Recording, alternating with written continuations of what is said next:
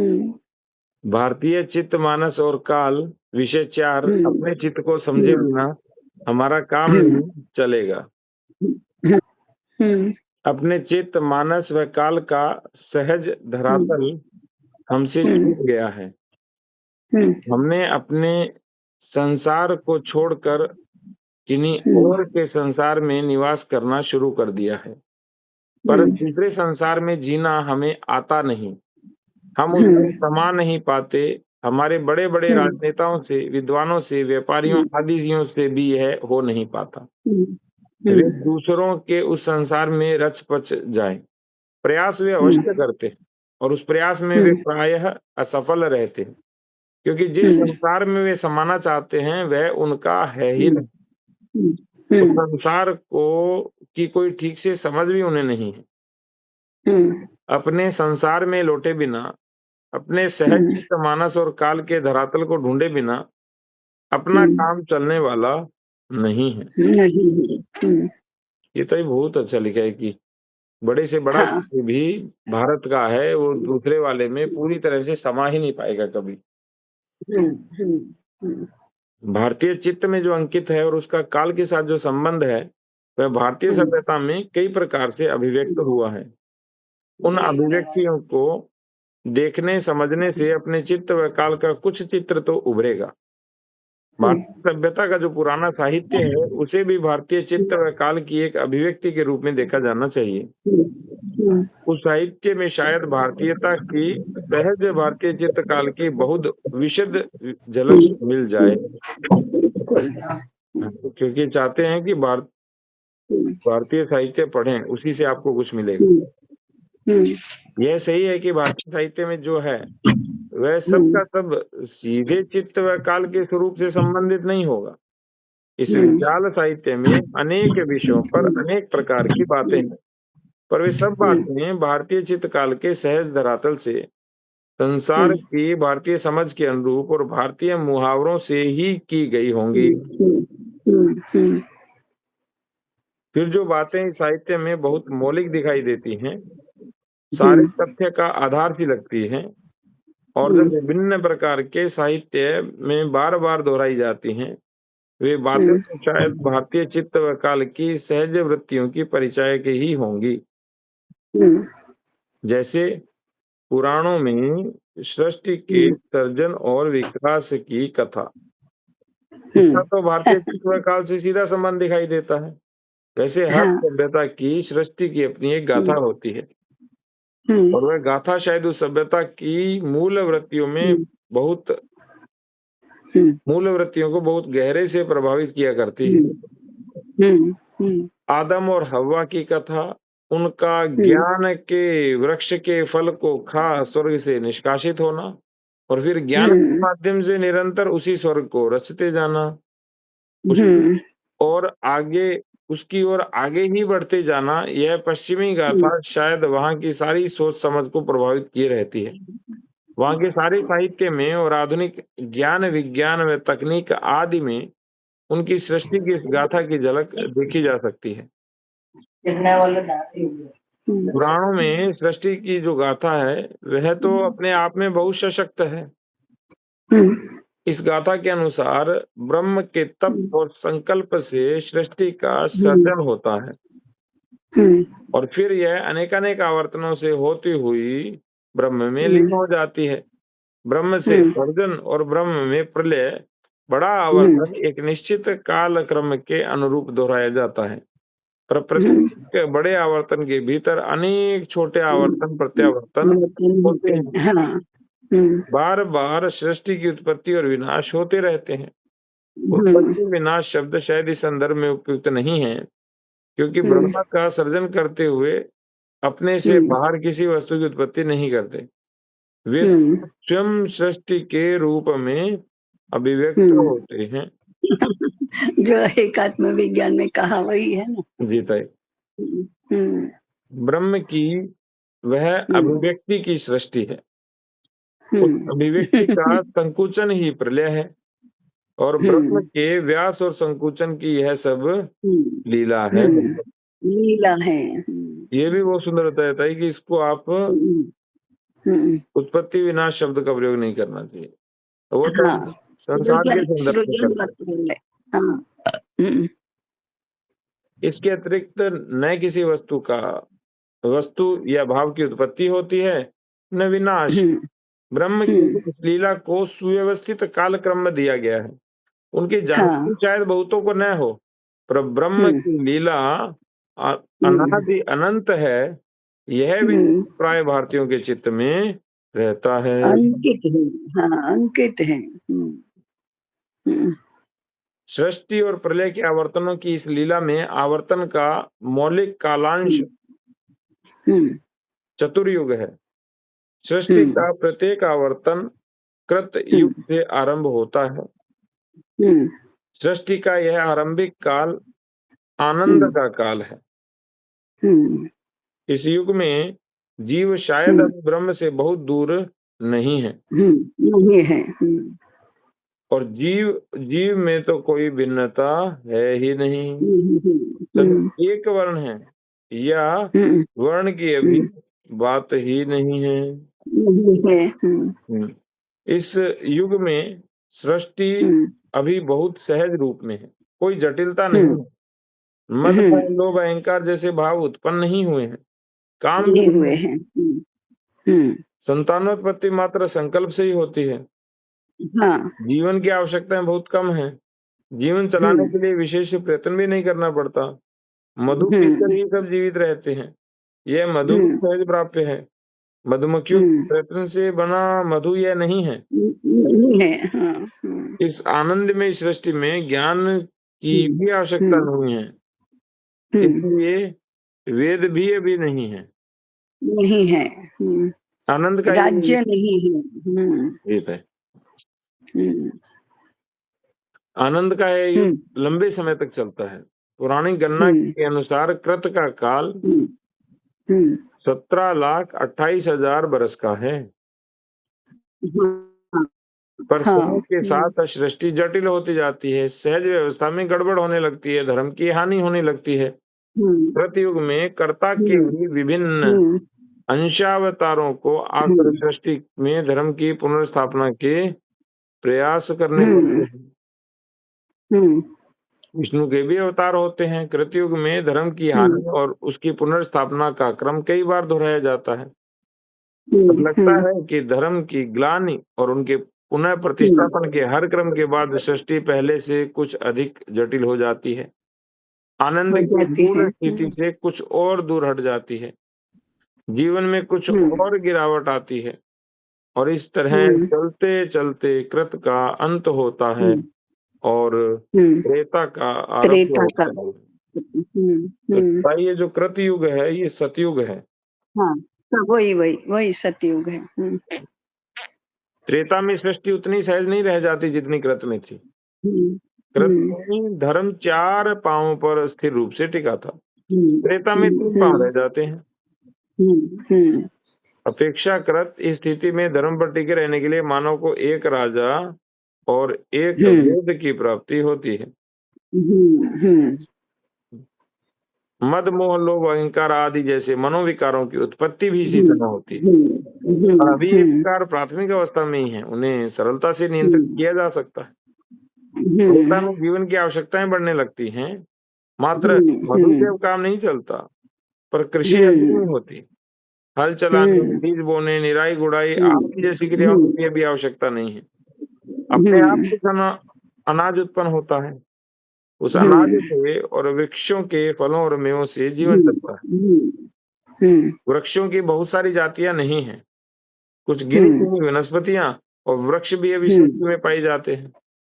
हम्म, सीमित आवश्यकताओं के हम्म, इस युग में कला, हम्म, कौशल और तकनीकें मनुष्य सीखने लगता हम्म, है। हम्म, सहज पैदा होने वाले अनाज और फलों आदि को एकत्र करने के लिए कुछ कला कौशल चाहिए। फिर घर-बार, गांव, नगर आदि बनने लगते हैं और इनके लिए कलाओं और तकनीकों की आवश्यकता हुई होती है। सृष्टि की बढ़ती जटिलता के साथ जीव में विभिन्नता आने लगती है। त्रेता में मानव 3 वर्णों में बँट जाता है, ब्राह्मण, क्षत्रिय और वैश्य, और ये तीनों त्रेता में उपस्थित पर शूद्र भी नहीं बने हैं। इस हम्म, विभिन्नता और विभाजन के कारण भी जीव और जीव में संवाद व संपर्क जैसा कोई हम्म, व्यवधान अभी नहीं दिखता। हम्म, मानव और जीवों के भी बीच संवाद चलता है। वाल्मीकि हम्म, रामायण में वर्णित घटनाएं त्रेता के हम्म, अंत में घटती हैं। श्री राम हम्म, का वानरों, भालुओं और पक्षियों आदि को अपनी सहायता के लिए बुलाना और श्री हम्म, राम के साथ मिलकर महाबली और प्रकांड विद्वान रावण की बहुसंख्य सेनाओं को हराना इस बात का हम्म, परिचायक है कि त्रेता के अंत तक मानव और अन्य जीवों में संवाद टूटा नहीं है। तो हम्म, कितना अद्भुत था इस दृष्टि से। तो हालांकि हाँ, पढ़ा तो था मैंने, हाँ, लेकिन इस तरह नहीं पढ़ा हाँ, था। हाँ, हाँ, हम्म, जीव जीव में विभिन्नता आई है, पर वह हम्म, इतनी गहरी है कि संवाद संपर्क ही न रहे। हम्म, त्रेता युग बहुत लंबी अवधि तक चलता है, पर त्रेता का हाँ, काल कृत के काल का हम्म, 3/4 ही हम्म, होता है। 12,96,000। जी सही। हम्म, 12.96। हम्म, श्री राम के स्वर्गारोहण के साथ ही त्रेता का अंत होकर द्वापर का प्रादुर्भाव हो। हम्म, हम्म, भारतीय दृष्टि से जिसे इतिहास हम्म, कहते हैं, उसका हम्म, आरंभ द्वापर से ही होता दिखता है। होता है। हम्म, द्वापर की सृष्टि कृतयुग की सहजता से बहुत दूर निकल चुकी होती है। हम्म, तभी हम्म, जीवों और भावों में विभिन्नता आने लगती है। हम्म, त्रेता का हम्म, एक वेद अब 4 में विभाजित हो जाता है। चार वेद में। तो ताई और ये करने वाले वेद व्यास हैं। हम्म, तो त्रेता में वेद हम्म, एक ही था। हाँ, एक ही था। हम्म, पहले वेद एक ही था। हाँ, वेद व्यास ने देखा कि अब ये एक ही वेद सभी से ग्रहण नहीं हो पा रहा है, इसलिए उन्होंने उसको 4 भागों में विभाजित कर दिया और अपने 4 शिष्यों को दिया। हम्म, कल हम ताई उपनिषद गंगा हम्म, का 7वां हाँ, धारावाहिक देख रहे थे। तो उसमें हाँ, हाँ, लीलावती और भास्कराचार्य का संवाद था। आजकल अच्छा, हम प्रतिदिन गीता हाँ, कक्षा के बाद 1 से 2 धारावाहिक सब परिवार के साथ मिलकर देखते अच्छा, हैं। अच्छा, बहुत अच्छा। तो कल उन्होंने बताया कि हुँ, 4 वेद थे, दूसरा था हुँ, वो शायद विषम पायन को दिया, तीसरा, चौथा ऐसे दिया। हुँ। पैल, जैमिनी, वैशंपायन और चौथा मुझे नहीं स्मरण में है। जी, जी। हुँ, फिर इन 4 की भी अनेक शाखाएँ बन जाती हैं। इसी युग हुँ, में विभिन्न विद्याओं हुँ, और विधाओं की उत्पत्ति होती है। हुँ, इनका ज्ञान विभाजन होता है। हुँ, ताई हुँ, ये जो बार-बार बोलते हैं शंभू हुँ, को वध, जब उस हुँ, काल में शूद्र था ही नहीं, ये तो हुँ। पूजा ही कुछ था। यानी शूद्र हाँ, ज्ञान ही नहीं था। नहीं था। और ये उनको जोड़ते हैं निषाद को, निषाद हुँ। राज को, सबको हाँ, जोड़ते हैं। हाँ, हाँ, हाँ, हाँ, हाँ। नहीं, निषाद और इन सब के लिए तो पंचम वर्ण ही कहा गया है। निषादः पंचमो वर्णः। माने इस चातुर्वर्ण्य की व्यवस्था में वनवासी है ही नहीं। हुँ, ये नगरवासियों और ग्रामवासियों की समाज व्यवस्था है, वनवासियों की नहीं। तो निषाद और ये सारे जो हैं, वे पंचम वर्ण के हैं, इसका मतलब है कि ये चातुर्वर्ण्य व्यवस्था में नहीं है। तो जो वनवासी हैं वो इसमें नहीं है कोई भी। ना, ना, हुँ, उनमें अपना चातुर्वर्ण्य होगा, क्योंकि वनों में भी राजा होते हैं, ग्राम होते हैं, नगर भी होते हैं। तो वनवासियों की अपनी एक संस्कृति है। देखो ना, सुग्रीव राजा ही था ना। हुँ, और उनका भी हनुमान मंत्री था, तो उनके भी ये सब होता है। अपना अपनी व्यवस्था होती है। अब आप सुग्रीव को क्षत्रिय कहेंगे, तो हनुमान को ब्राह्मण कहना होगा ना। बिल्कुल सही है ताई। हाँ, तो वो वनवासियों में चातुर्वर्ण्य है, उसका नागरी चातुर्वर्ण्य से अलग है। तो ये तो बहुत बड़ा गड़बड़ हुआ कि हमने वनवासियों को अरे! एसटी नाम दिया और एसटी नाम देकर के हाँ, उनको वो अरे मानेंगे और कि क्या? एसटी एसटी तो एक हैं, एसटी के हाँ, विरुद्ध कुछ बोल नहीं सकते, हाँ, जबकि एसटी के विरुद्ध तो हाँ। कोई कुछ बोलता भी नहीं था, कहीं प्रमाण भी नहीं है। बोलता भी नहीं। हाँ, कोई नहीं। इसलिए जिनको भारतीय समाज व्यवस्था के मूल तत्वों का कुछ भी ज्ञान ही नहीं है, एबीसी ही नहीं जानते हैं, उन्होंने ये सब एसटी, एससी, बीसी, ओबीसी सब कर दिया है ना। ये हमारी संज्ञाएँ ही नहीं है, हमारा वर्गीकरण भी नहीं है, हमारा उनके व्यवहार का के बारे में कोई मतलब ही नहीं है, ये हमारा नहीं है ये सब। इसलिए उससे जुड़े कानून भी हमारे नहीं हैं, उससे जुड़ने वाली व्यवस्थाएँ भी हमारी नहीं है। कौन-सा आरक्षण होता है? या अरे वनवासी राजा भी होते हैं और वेदपाठी भी होते हैं, तो कौन से आरक्षण की व्यवस्था उनके लिए होगी? तभी तो इस पूरे आरक्षण में एक छोटी-सी भूल हुई थी। हाँ, जैसे वो मीणा और हाँ, मीणा वाला विवाद चलता रहता था कि ये मीणा तो राजा थे, देना था मीणाओं को, दे दिया मीणा हाँ, हाँ, हाँ, MINA हाँ, मीणाओं को। हुँ। हाँ, हाँ, तो माने वो कुछ जिनको कुछ भी पता नहीं है, वो सब इस प्रकार का करते रहते हैं और हमें तो ना पता है, ना स्वमान है कि उनकी बनाई व्यवस्था हम नकारते भी नहीं हैं, हमारी नई बनाते भी नहीं हैं। हुँ। कौन बनाएगा? अब तो लोग माने सरकार तो बनाएगी नहीं, उसको 5 वर्ष के बाद हम पुनः वापस आएँगे कि नहीं, इसकी चिंता खाई जा रही है। यूनिवर्सिटी बनाएगी नहीं क्योंकि वो तो पूर्ण रूप से परजीवी हो गई हैं। धर्माचार्य बनाएँगे नहीं क्योंकि वो भी परजीवी ही हो गए हैं। एक सन्यासी तो भिक्षा माँगता है, बाकी स्वतंत्र रहता है। एक धर्माचार्य पीठ बनाता है, मठ बनाता है, आश्रम बनाता है और उसके योगक्षेम के लिए वो कहीं पर भी कुछ भी स्वीकार करने के लिए तैयार हो जाता है, अपना काम थोड़े करता है फिर वह। अभी तो उनको व्यवस्थाएँ भाती हैं। फिर तो धर्म और ज्ञान ये दोनों ही यदि अधीन हो गए राज्य सत्ता के और लोभ लालच के माने काम और सत्ता दोनों के अधीन हो गए, अर्थ के अधीन हो गए, तो फिर कौन धर्म को और ज्ञान को बचाएगा? आज तो सुरक्षा, सुविधा और सम्मान, ये मैं 3 शब्द बोलूँगा। बस। हो, हो। इनके कारण हुँ। पूर्ण रूप से अधीन है, ये तो मैं देखता हूँ, ये। हाँ, पूर्ण रूप से अधीन है। वो अपने माने धर्म की रक्षा के लिए, धर्म के मान के लिए, प्रतिष्ठा के लिए किसी बात का त्याग नहीं कर सकते हैं। अरे मैं सन्यासी हूँ, मेरे लिए क्या ये सब मायने रखता है? नहीं तुम नहीं मान रहे हैं, नहीं सम्मान कर रहे, ये मैं उठा और चला। उसको चाहिए क्या? एक दंड और एक कमंडल और क्या चाहिए? एक वस्त्र और एक बार की भिक्षा और क्या चाहिए? और क्या? हाँ, बिल्कुल सही, बिल्कुल सही। वो कभी उठकर यहाँ आएँगे, प्रमोद कृष्ण वो अपने पैरों पर खड़े नहीं रहते हैं और अपनी बुद्धि का प्रयोग नहीं कर रहे हैं। हुँ।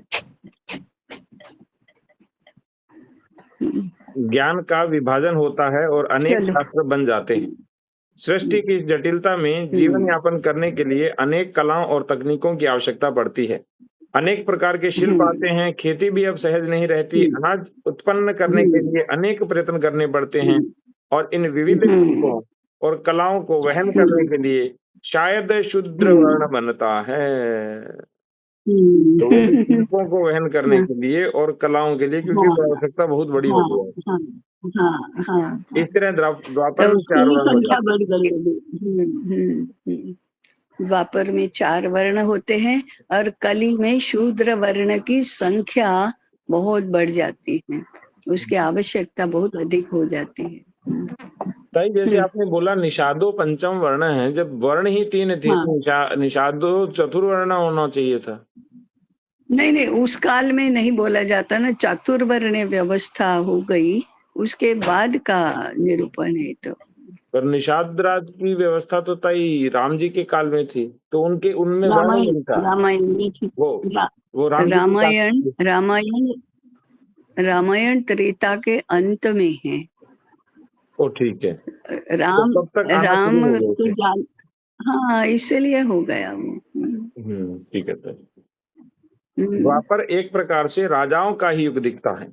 कुछ लोग तो हाँ द्वापर हाँ का प्रारंभ श्री राम के अयोध्या के राज सिंहासन पर बैठने के समय से ही मानते हैं। है महाभारत ना की देखो। धरती पर और दूसरे पुराणों में राजाओं की जो अनेक हम्म, कथाएं हैं, उनका संबंध द्वापर से दिखता है। त्रेता की घटनाएं वे लगती ही हम्म, नहीं है। और ठीक है, ठीक है, इसमें भी थोड़ा हम्म, संक्रमण काल है हम्म, ताई, तो पहले शुरू हो जाता है। हाँ हाँ हाँ वही वही। अब जो 12,96,000 का युग है तो उसमें प्रारंभ और अंत में तो कितना अंतर होगा। धीरे धीरे करके वो नीचे आता जाता है। तो कलयुग का प्रारंभ और द्वापर का अंत, द्वापर का प्रारंभ और त्रेता का अंत इतना अंतर नहीं रहता है ना।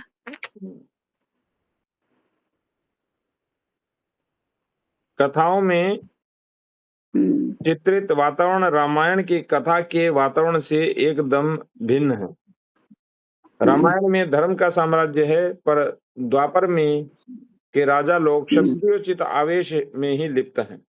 उनमें अपार ईर्ष्या लोभ है। क्रूरता उनके हाँ स्वभाव में निहित है, इसलिए शायद माना गया है हम्म, कि द्वापर में धर्म के हाँ केवल दो ही पांव बचे हैं। हाँ हाँ उन हाँ, दो पांवों में यज्ञ खड़ा और धर्म। दान। हाँ, यज्ञ और दान। हम्म, हम्म, और उसमें तप भी था ताई। त्रेता में तप भी था और सुकृत युग में ज्ञान था। ज्ञान, तप, यज्ञ और दान। तो ठीक है ताई। हम्म, तो त्रेता में तप, तो कृतयुग को सतयुग कहेंगे ना, और कृत में हाँ वही ज्ञान वही। था या कर्म था ताई? ज्ञान ज्ञान। तो ठीक, यज्ञ दान। कर्म ये चार पादों में कर्म नहीं है। ज्ञान, तप, यज्ञ और दान। हाँ, वैसे कर्म तो तप में वैसे ही आ गया ताई। हाँ धर्म की हानि और क्षत्रियों की ईर्ष्या, लोभ व क्रूरता के इस संदर्भ में ही पृथ्वी विष्णु से जोड़कर प्रार्थना करती है कि इतना अधिक बोझ अब उससे सहा नहीं जाता है और इस बोझ को हल्का करने का कोई उपाय होना चाहिए। तब विष्णु श्री हाँ कृष्ण और श्री बलराम के रूप में अंशावतार लेते हैं। उनकी सहायता हाँ के लिए अनेक हाँ दूसरे देवों के विभिन्न रूपों में अवतरण का आयोजन होता है। इन सारे आयोजनों के बाद महाभारत का युद्ध होता है। युद्ध में धर्म की धर्म पर विजय होती है, सामान्यतः माना जाता है। पर इस विजय के बावजूद कलयुग का आना नहीं रुक पाता। महाभारत के युद्ध से ही कुछ वर्षों में श्री कृष्ण और उसके वंशज यादवों का अंत हो जाता है। यही समय कलयुग और के आरंभ का कलयुग माना का जाता है। आरंभ होता है। हाँ श्री कृष्ण के अवसान की बात सुन पांडव और द्रौपदी सहित अपने जीवन का अंत करने के लिए हिमालय पर चले जाते हैं। हम्म, उनका पोता परीक्षित महाभारत युद्ध में हुए सर्वनाश में किसी तरह से बच गया था। वह भी कुछ वर्षों में सर्पविद्या से माना जाता है। परीक्षित हम्म, को कलयुग का प्रथम राजा कहा गया है। प्रथम राजा। हाँ परीक्षित का राज्याभिषेक हुआ और कली का आगमन हुआ। हम्म, आपको कथा भी ऐसी सुनाई है ना? पुराणों में कथा है ना कि कली परीक्षित के पास आता है, मुझे आश्रय दो करके। तो परीक्षित नहीं देता आश्रय। तो फिर एक बार पैर धोते धोते पैर की एड़ी जो है वो बिना धोए रह जाती है, तो कली उसमें प्रवेश कर लेता है। फिर परीक्षित को पता चलता है, वह उसे बहुत निकालने के लिए करता है। तो वो कली कहता है कि नहीं, मुझे आश्रय तो देना ही पड़ेगा आपको। तो कहता है कि सुवर्ण में रहो। तो कली सुवर्ण में है। सुवर्ण माने धन संपत्ति का प्रतीक।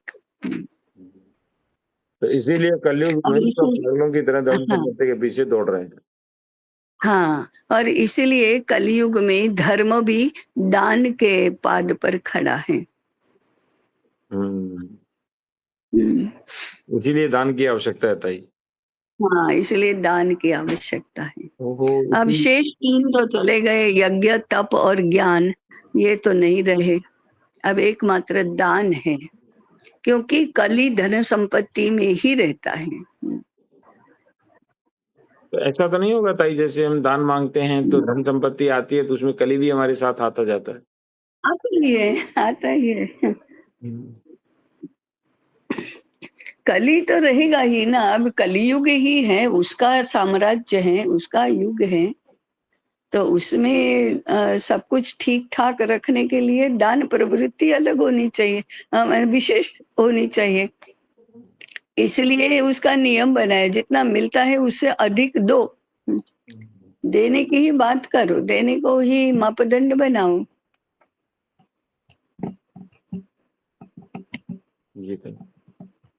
हुँ, पौराणिक गणना के अनुसार श्री कृष्ण के अवसान के साथ द्वापर का अंत होकर कलयुग का आरंभ होता है। द्वापर की हुँ, अवधि कृतयुग की अवधि से आधी ही है। हाँ, कहा जाता है कि महाभारत का युद्ध 8,64,000 हाँ, हुँ, कितनी है ताई? 8,64,000 कितनी है? हुँ, 8,32,000 तो कलयुग का बता रहे हैं ताई।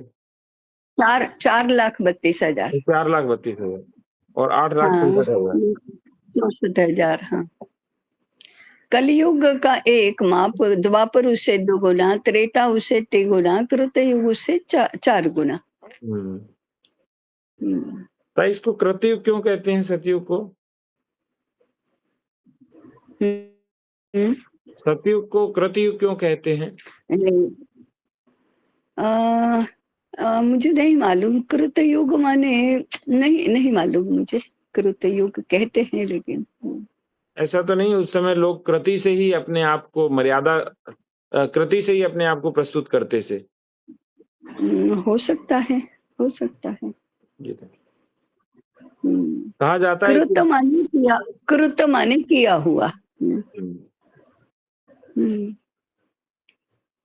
जी। हुँ। ये प्रश्न मेरे ही मन में बहुत बार उठा और बहुत बार मैंने होगा चलो ऐसा करके छोड़ दिया। हुँ, जी, जी। हुँ,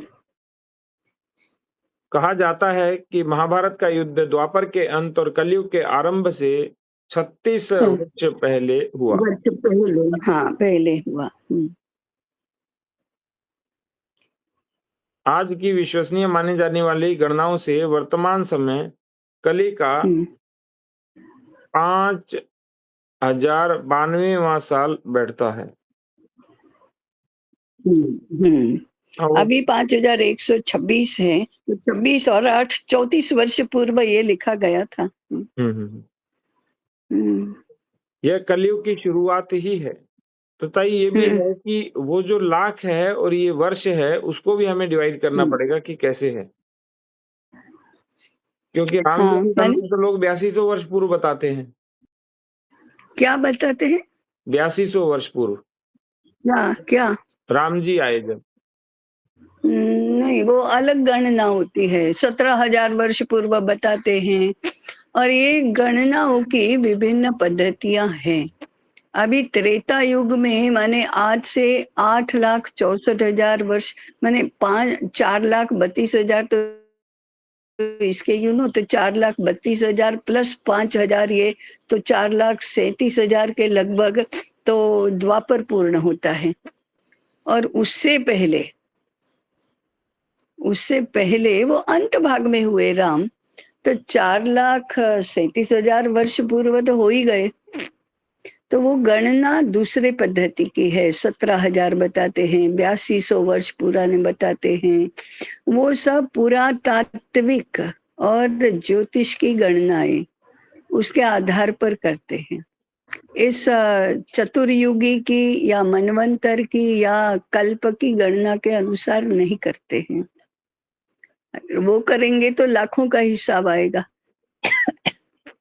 और ठीक है, वो ज्योतिषीय गणना कृष्ण भी होती है। हाँ, हाँ, कृष्ण भी तो 5,126 प्लस 36 वर्ष, इतने पहले हुए ना।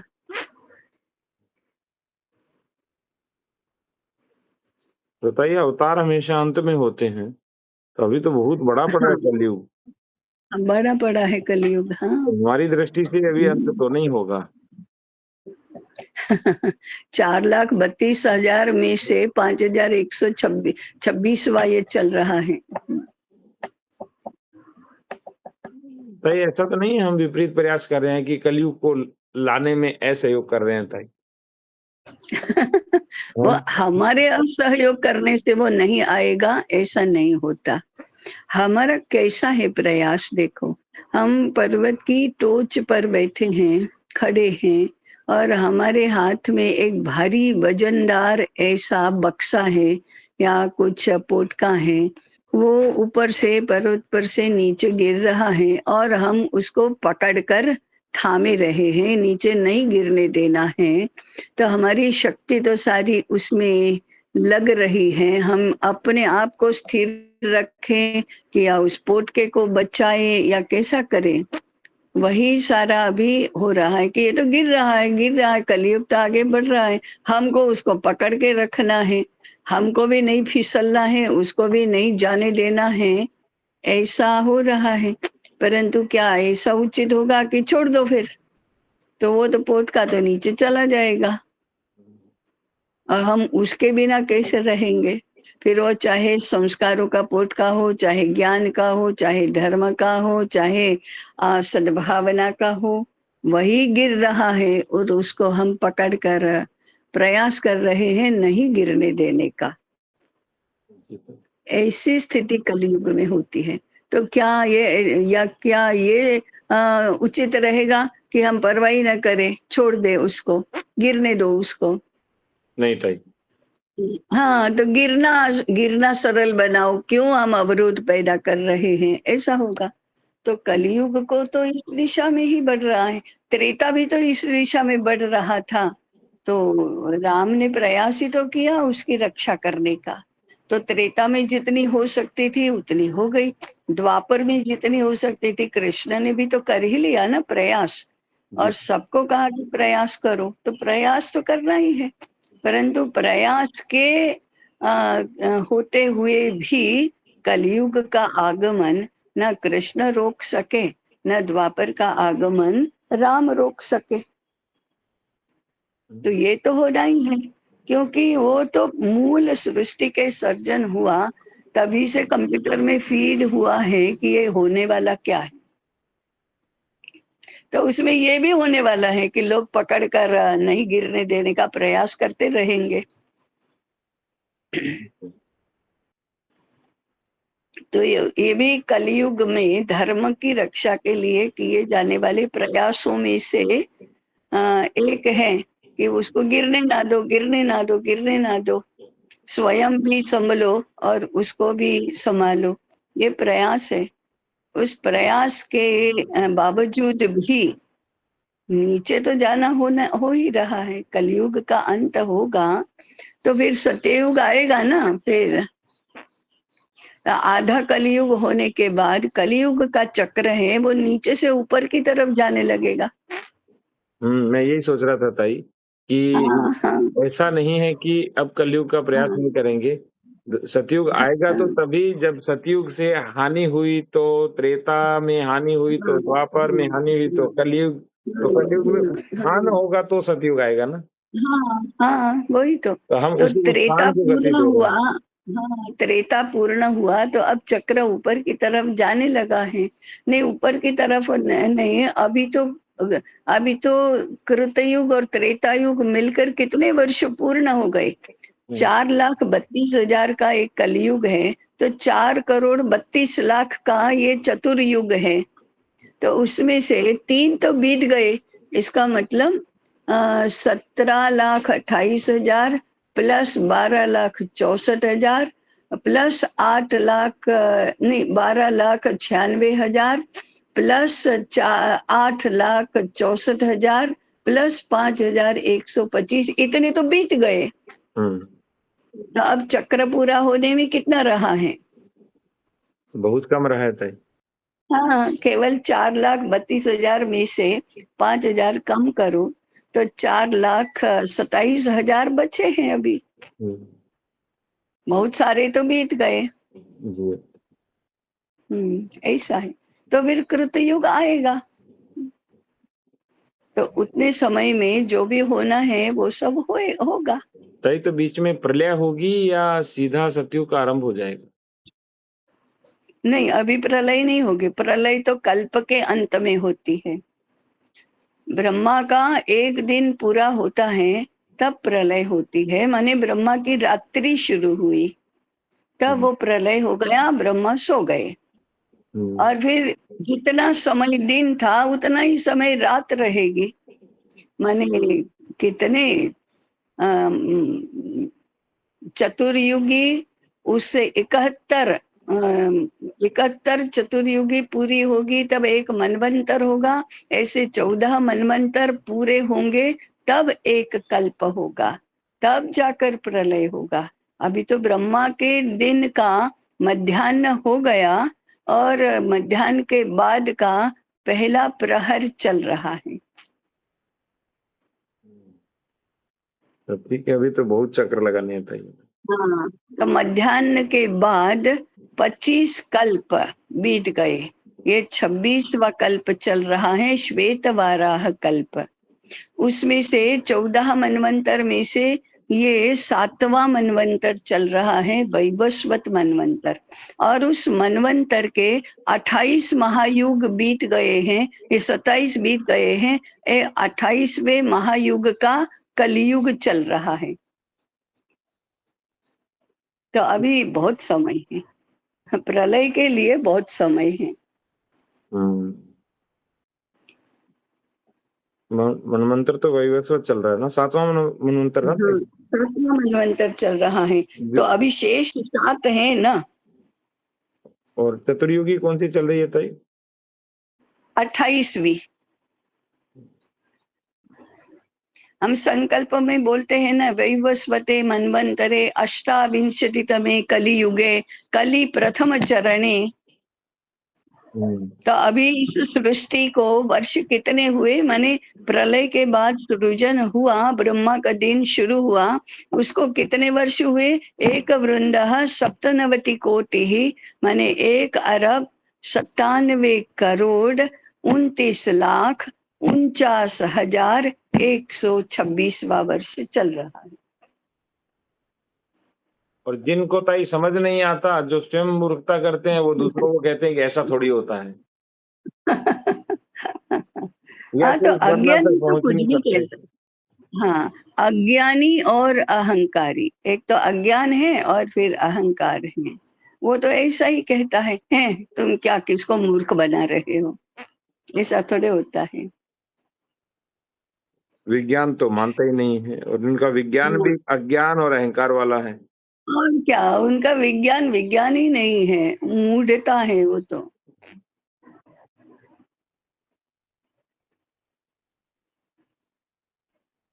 ऐसा सब खेल है। बस केवल जिनको इस पक्ष का थोड़ा ज्ञान है अथवा थोड़ा उसके तरफ रुझान है, उनमें आत्मविश्वास नहीं है हुँ।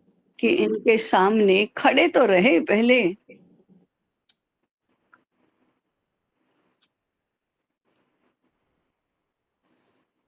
तो इसकी और रुझान है उनका भी। ज्ञान ज्ञान साधना तो नहीं है ना, ज्ञान कहाँ है?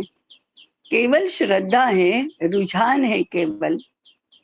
उन लोगों को तो ज्ञान भी नहीं है और अहंकार भी है, दोनों ही है। तो ज्ञानी से ज्ञानी मिले करे ज्ञान की बात, हुँ। गद्दे से गद्दा मिले करे सही लातम रकम लात। बात है। जी ताई। हुँ। ऐसा ऐसा हो रहा है। हमारे वालों को श्रद्धा और दायित्व दोनों नहीं है, उनमें अहंकार और दोनों नहीं, हाँ दोनों, हाँ और क्या। यह कलयुग की शुरुआत ही है। बाकी हम्म। युगों की कलयुग की अवधि बहुत लंबी है, चाहे कृत की अवधि 1/4 ही है।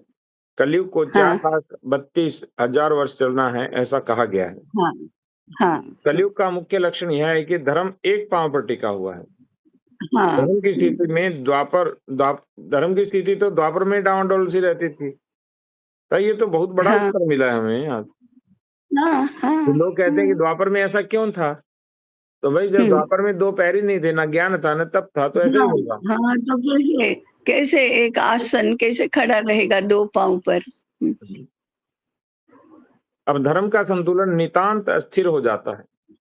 कलयुग हुँ, में हुँ, सृष्टि कृत के सहज भेदभाव हुँ, हुँ, विहीन आनंदमय काल से बहुत दूर निकल कर जटिलता, हुँ, हुँ, विभिन्नता और विभाजन के हुँ, चरम की ओर हुँ, अग्रसर होती है। इसलिए हुँ, बताइए हुँ। कि रामायण काल को समझ नहीं पाता, क्या ऐसा भी हो सकता है क्या? हाँ, हाँ, हाँ, हुँ, यही है। हुँ। तो और ताई फिर संदेह की दृष्टि से देखना, अविश्वास की दृष्टि से ही देखना, विश्वास का हाँ, भई हमें नहीं समझता है, ऐसा हो सकता है, ऐसा नहीं मानेंगे। हमें नहीं समझता है ना, तो ऐसा हो ही नहीं सकता। ऐसी वृत्ति हो जाती है। तो ताई परशुराम जी तो उससे पहले हुए थे ना, सतयुग में? जी?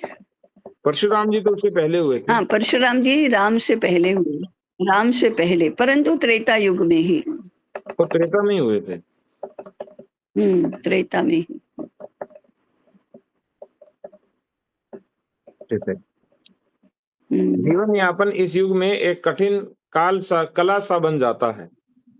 हुँ, लेकिन जीवन यापन ही कठिन हो जाता था ये, जो बिल्कुल सहज हुँ, चल रहा था हुँ, सब चीज़ें, हुँ, हुँ, हुँ। जिसके लिए व्यक्ति को प्रयास भी नहीं करना पड़ता था सतयुग में, अपने आप होता हाँ, था। हाँ, हाँ, हुँ, पहले वाले युगों की कोई सहजता नहीं रहती, हुँ, पर इस कठिन युग में जीव मात्र के लिए धर्म का मार्ग कुछ सरल कर दिया जाता है। जो हुँ, पुण्य दूसरे युगों में अनेक तप करने पर मिलता है, वैसा पुण्य कलयुग में साधारण अच्छे हुँ। कामों करने पर भी प्राप्त हो जाता है। हाँ, हाँ, हाँ। तो ताई हम तो ये कार्य कर रहे हैं, इसी से पुण्य मिलता रहेगा, बिल्कुल सही। परम पुण्य मिलेगा कृतयुग इससे तो। जैसा तप नहीं करना कृतयुग जैसा तप नहीं करना पड़ता है। हुँ। आज के काल में आज के काल के तप होते हैं। हुँ, तो ताई क्या यज्ञ इत्यादि का प्रभाव पड़ता है फिर जो करते हैं बड़े-बड़े यज्ञ और सब का? पड़ता है ना। पंचमहाभूतात्मक सृष्टि पर द्रव्य यज्ञ का प्रभाव तो पड़ेगा ही, हुँ। तो किसी परंतु उतनी शुद्धि नहीं रह जाती यज्ञ कार्य में, इतनी शुद्धि नहीं रह जाती, इतनी गुणवत्ता नहीं रह जाती। उस समय जो द्रव्य जो आहुति रूप में दिए जाते थे, उसकी गुणवत्ता और उसकी शुद्धि अभी नहीं रहती, तो उतना प्रभाव भी कम होता है। यज्ञ कार्य तो वही रहता है, परंतु द्रव्य जो होते हैं होम करने वाले, उनकी गुणवत्ता भी वैसी ही होती है, इसलिए उसका प्रभाव भी वैसा ही होता है, इसलिए परिणाम भी वैसा ही होता है। करने वाले की भावना भी वैसी ही ज़रा कम गुणवत्ता वाली, कम घनिष्ठ ऐसी रहती है।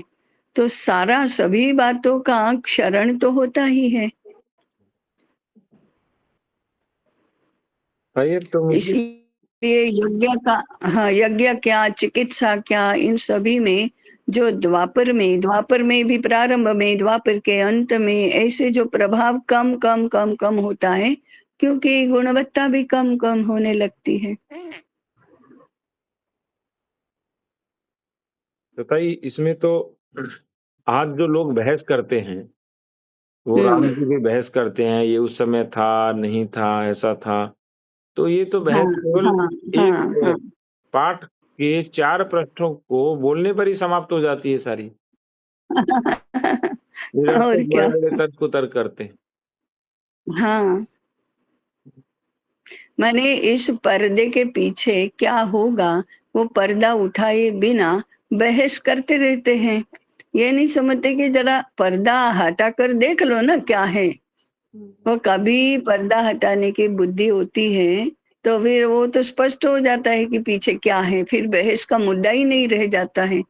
ये पर्दा हटाने की बात नहीं करता है कोई, सूझती नहीं किसी को।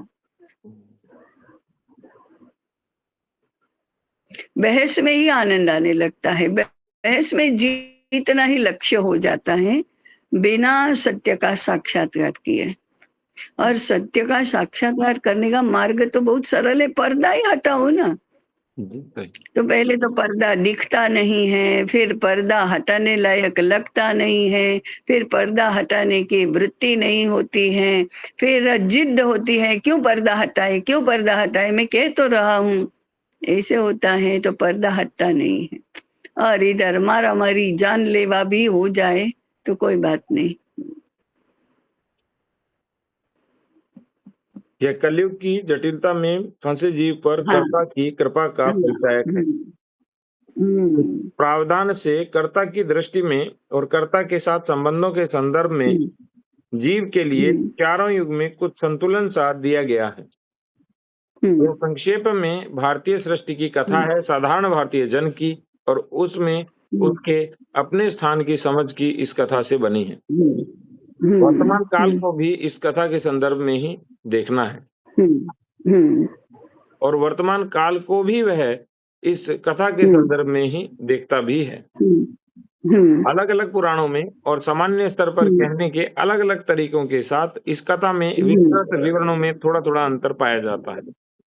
पर मुख्य हुँ, कथ्य तो बहुत स्पष्ट है और उसमें शायद कभी कोई हुँ, परिवर्तन नहीं आता। इस कथ्य के हुँ, अनुसार सृष्टि एक बार प्रकट होने के बाद सतत गिरावट की ओर हुँ, जाती है। हुँ, विभिन्न हुँ, विधाएँ और विद्याएँ, विभिन्न कलाएँ और शिल्प इत्यादि विभिन्न ज्ञान हुँ, विज्ञान ये सब सृष्टि की गिरी हुई जटिल अवस्था में थोड़ा संतुलन धीरे बनाए रखना। हाँ, थोड़ा बहुत हुँ, आसान उसे बनाते हैं, जटिल अवस्था को। हुँ, हुँ, पर वे सृष्टि हुँ, की दिशा को परिवर्तित नहीं कर सकते हैं। नहीं कर गिरावट की सकते, हाँ। ओर, विभाजन की ओर चलते जाने की हुँ, मूल वृत्ति को हुँ, कर्ता के अंशावतार भी नहीं परिवर्तित कर पाते। हुँ, हुँ, हुँ, तो वे भी सृष्टि की गिरावट की अवस्था में जीवन को संभव बनाने और धर्म का कुछ संतुलन बनाए रखने की व्यवस्था मात्र करते हैं। हुँ, तो इसीलिए हुँ, श्री कृष्ण हुँ, के हुँ, सारे पराक्रम और महाभारत युद्ध जैसे व्यापक प्रयत्न के बाद भी कलयुग का आना नहीं हुँ, रुक पाता। हाँ, हुँ, द्वापर में हुँ, एकत्र हुए सारे बोझ उठाए बिना कलयुग का आना हुँ, पृथ्वी के लिए और शायद जीव मात्र के लिए भी असहनीय होता। हुँ, उसे सहन हुँ। करने के लायक बना दिया। इसलिए हाँ, इसलिए युद्ध करो, द्वापर का सारा कचरा हटाओ। हुँ। हुँ, सृष्टि की इस कथा का दूसरा मुख्य कथ्य हुँ, सृष्टि के अनादि अनंत हुँ, विस्तार हुँ। में मानव के प्रयत्न और उसके काल की क्षुद्रता का है। हुँ। हाँ, हुँ, सृष्टि की लीला एक बहुत बड़े स्तर पर एक विशाल काल चक्र में चल रही है। इस विशालता में हुँ, न कृतयुग के आनंद भोगी मानव की कोई विशेषता है, न कलयुग की हुँ, जटिलता में फंसे मानव की। यह हुँ, सब तो आता हुँ, जाता रहता है। चतुर्युग हुँ, का हुँ, यह आवर्तन हमारे लिए हुँ, बड़ा दिखता है। पूरा होने हाँ, में हाँ, 43 लाख 20 हुँ, हजार हुँ। वर्ष इसको लगते हैं। पर प्राचीन मान्यता के 4 अनुसार 4 हाँ, 4 करोड़ 32 लाख। इसमें इसमें 43 लाख 20 हजार दिए थे। अच्छा, तो चतुर्युग 4 लाख कितने लगे 32 बताइए? हाँ, हाँ, हाँ, चतुर्युग 43 लाख 20 हजार का हुआ। हुँ, ठीक बात है।